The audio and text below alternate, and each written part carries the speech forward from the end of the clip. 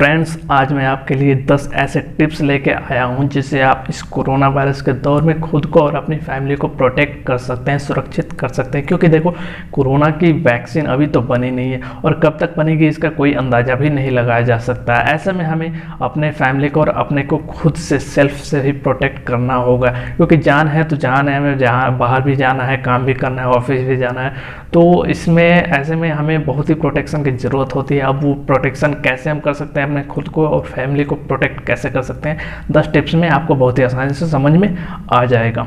तो चलते हैं पहले टिप्स की तरफ। पहला टिप्स है, जैसा कि सब बोलते हैं, हमारे पीएम भी बोलते हैं, सारे नेता लोग बोलते हैं, या फिर जितने भी डॉक्टर्स हैं, जितने भी एक्सपीरियंस पर्सन हैं, सब ने यही बताया कि आपको हर चीज़ करने के बाद या हर एक चीज़ छूने के बाद, अगर कुछ छूते हैं बाहर या घर में, उसके बाद अपने हैंड को अच्छी तरह 20 सेकेंड तक एटलीस्ट वॉश करना है। ठीक है। दूसरी बात यह है कि अगर आप बाहर जाते हैं या फिर किसी से पैसा एक्सचेंज करते हैं या फिर कोई सामान खरीदते हैं, तो उसके बाद आप अपने हैंड को सैनिटाइज कर लीजिए, या फिर जहाँ जहाँ आपकी बॉडी टच हुई है, अगर ज़्यादा सैनिटाइजर है तो आप पूरी बॉडी को भी सैनिटाइज कर सकते हैं। और प्लस हाँ, जो पैसा आप लेते हैं या फिर पैसा देते हैं, उस पैसे को भी सैनिटाइज कर लीजिए, उससे आपका पैसा ख़राब नहीं होने वाला, डोंट वरी। ठीक है।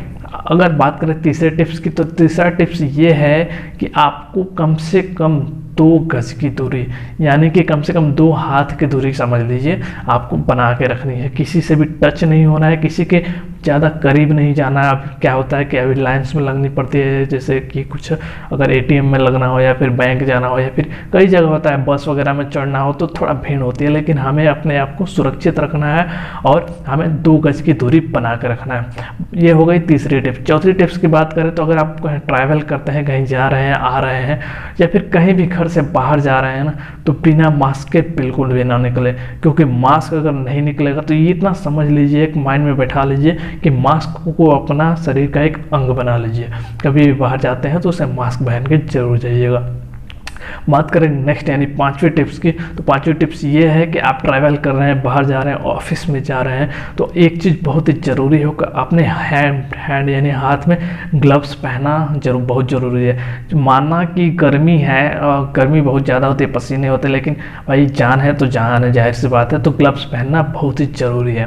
तो ये हो गई 5 टिप्स। अभी बात करें 6वीं टिप्स की, तो 6वीं टिप्स ये है कि हमें अभी कुछ भी खाना, फल सब्जी या फिर कुछ भी खरीद रहे हैं ना, तो उसे हमें ला के पहले गर्म पानी से या फिर ठंडा पानी से, जो भी हो, उसे पहले अच्छी तरह धोएं, फिर सैनिटाइज कर लें उससे। जिससे क्या होगा कि हमारे खाना या फिर हमारे खाने पीने की चीज़ जो भी हम लाते हैं, बिस्किट नमकीन भी लाते हैं, तो बहुत ही ज़्यादा खतरा बना होता है। तो बिस्किट नमकीन तो धो नहीं सकते, बट फल सब्जी तो बहुत ही आसानी से धो सकते हैं, सैनिटाइज भी कर सकते हैं।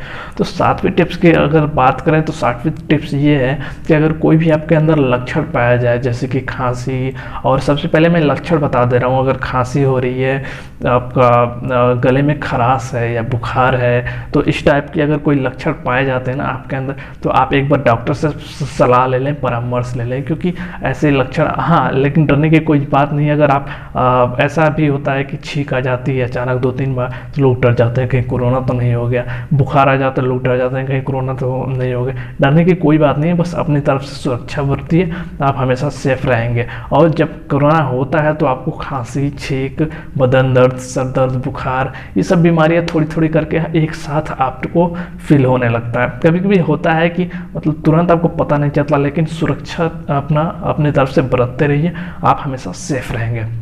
अगर बात करें 8वीं टिप्स की तरफ, तो 8वीं टिप्स ये है कि आप कुछ ऐसे खाना खाइए या फिर अपनी फैमिली को ऐसे खाना खिलाइए जिससे आपकी फैमिली का इम्यूनिटी लेवल थोड़ा हाई रहे। आप अगर आयुर्वेद में विश्वास करते हैं, आयुर्वेदिक की ऐसी भी बहुत सारी दवाइयाँ भी आती हैं, या फिर बहुत सारे चूर्ण भी आते हैं जिससे आप अपने इम्यूनिटी लेवल को बढ़ा सकते हैं। क्योंकि अगर कोरोना बाई चांस खुदा न खास्ता हो भी गया तो आपकी इम्यूनिटी सही होगी ना, तो बहुत ही आसानी से कुछ दिन में ही ख़त्म हो जाएगा।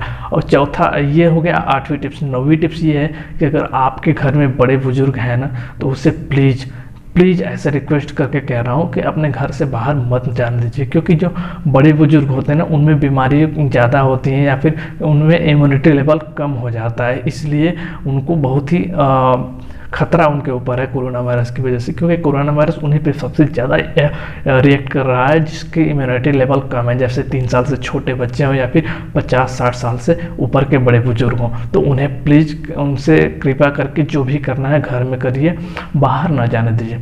ये हो गई 9 टिप्स। अब बात करें 10वीं टिप्स की। 10वीं टिप्स यही है भाई कि आप लोग सब सुरक्षित रहें। लेकिन हर रोज़ हमारे देश में, इंडिया में इतने सारे आ रहे हैं कोरोना के मरीज, लेकिन टेंशन लेने की कोई बात नहीं है, क्योंकि अफवाहें नहीं फैलाई जाती है। इसमें 50% से ज़्यादा रिकवरी रेट भी हो गया है। और रही बात मृत्यु दर की, तो मृत्यु दर वही उन्हीं लोगों की मृत्यु हो रही है भाई जिनको या कोई बीमारी हो, ब्लड प्रेशर या फिर डायबिटीज़ वगैरह हो, तो उनकी मृत्यु दर है। इसीलिए मैं कह रहा हूँ कि अपने घर के बुजुर्गों को या फिर जिनको बीमारी है तो उनकी इम्यूनिटी कम है, उनको बाहर न जाने दीजिए। बल्कि कुछ दिनों तक, जब तक ये वैक्सीन बन नहीं जाती या फिर सब कुछ ठीक नहीं हो जाता, खुद ही काम कर लीजिए थोड़ा, उससे कुछ जाता नहीं है, क्योंकि जान है तो जहान है। तो आज की वीडियो में इतना ही था। उम्मीद करता हूँ आपकी वीडियो अच्छी लगी हो। तो वीडियो अच्छी लगी हो तो लाइक कमेंट शेयर जरूर करें। नीचे सब्सक्राइब है उसे दबा दीजिएगा ताकि मुझे भी कुछ मिले, मैं भी आगे बढ़ूँ, मुझे भी आगे बढ़ने का मौका मिले।